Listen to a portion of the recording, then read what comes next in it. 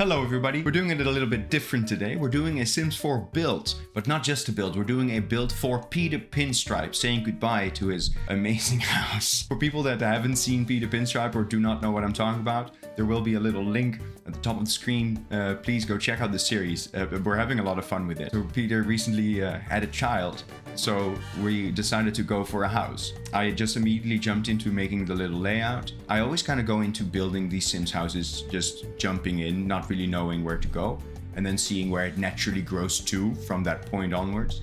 And this build was actually really challenging because I wanted to do something that looked really odd, like Peter Pinstripe, but at the same time looked believable, because I wanted to have something, you know, that you can look at and not constantly be repulsed by, but at the same time it has to be something that fits the series and fits Peter Pinstripe, which is actually really hard, because like The Sims does really lend itself for making something look really nice, because everything just looks as if it's new out of the box at all times. Though, like, if you want to deliberately make something look odd or out of place, it is like actually kind of hard. So I was playing around with this a lot, and it took me a lot longer than I expected as well. But I wanted to keep as many aspects from the other house, from like his old little shack house, in this house as possible. So like I was playing around with this a lot, and in The Sims 4 it can be a bit fiddly sometimes, especially with these little platforms, and then with the kitchen with the kitchen platforms, it can be a bit odd to like move them around, snap them into place, which doesn't always fit. And of course I forgot that I also need place for stools, so you know, there was that. But I actually really like how this ended up. Of course, like the flooring would not be what I normally would have chosen, but it is what Peter Pinstripe would have chosen. Similar with the pillar, I would never choose these pillars, but that's just what Peter Pinstripe would go for. And then the chairs. So for the chairs, also for like the chairs in the dining room that you'll see in a second, I went for something different for every chair, with the idea being that Peter, with a lot of furniture in the house, Peter randomly went out and got them, stole them from the street where people just left them, or he just stole them from like places that he went to or something. Same with the tables. So like it all kind of looks, I went for a look that kind of went for something that it seems that he either made it himself or that he stole it from somewhere. That's kind of the look that I wanted to go for. So I really hope that that worked out. If you guys think that that worked out, please leave a comment, because I'm super curious if you guys like the look and if you guys think I succeeded. The little alcove in the back, by the way, that will be a little secret, but you guys will see that growing through the series with Peter and Perry Pinstripe. So yeah, that's gonna be a great thing. So then I jumped into the walls, trying out different types and different things. And then I also kind of saw that like the one side, the living room side, was a bit too big and also was a bit too symmetrical. So I really tried to make it a bit more cozy. So I made a little smaller on one side and eventually made the bathroom on that side as well. And then with the struggling with the windows, trying to match it.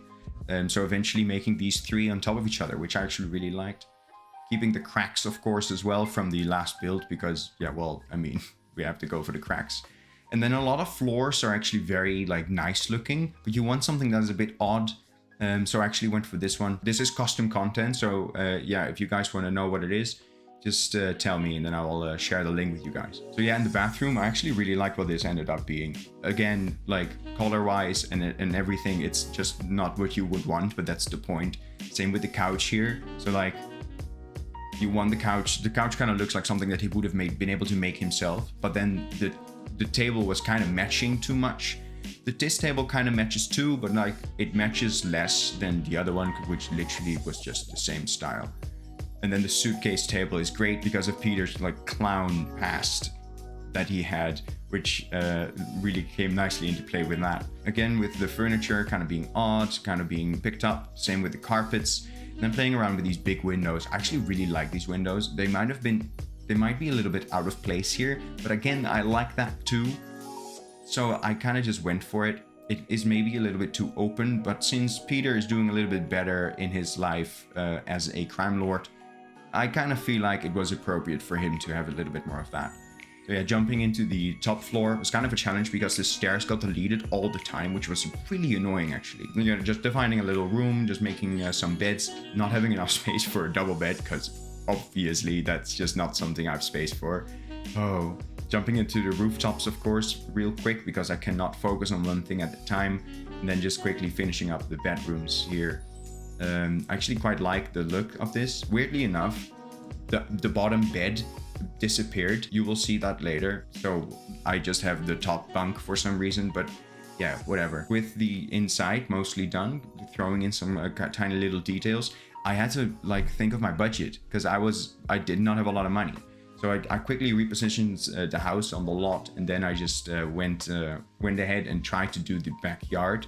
I had a very specific thing for the backyard in mind, but I ran out of money. So eventually I just did whatever I could, because I also still had to do the front of the house. And the front of the house, like I wanted to bring back some of that window patterns. I made those windows throughout the house a little bit to make it somewhat logical, because I mean it's still, you know, a house. It's kind of much of a concrete slab now, but that's fine. That window in the front as well, the big one, was kind of sad because I wanted to have something. I wanted to have like a smaller one that was closed and not both opened, but that you don't have that. There was only a bigger one, so I went for that one instead. It was a bit sad, but yeah, putting Perry in a room because she was in the way, and then playing around with what I wanted outside just to make it look a little bit different. The middle part is kind of supposed to be like the concrete part that was his original house, kind of just built out. And then everything around it, the brick, is kind of the extension to what he originally had. Was kind of my thought pattern. I think I really like that. And I do think it really worked out as well. Really curious to see what you guys think in the comments down below. And again, if you haven't seen any of the Peter Pinstripe episodes, there will be a link somewhere here. Also, these hedges are so expensive. They're 43 simoleons per part, per hedge part. Hedges. Man, this is ridiculous. And then, of course, running out of money means that spray paint is for free. So trying to make it look as nicely as possible. So there we go. I will leave you guys with a little tour of the house. Please like, subscribe, and join the cubicle. And I will see you guys in the next one. Bye!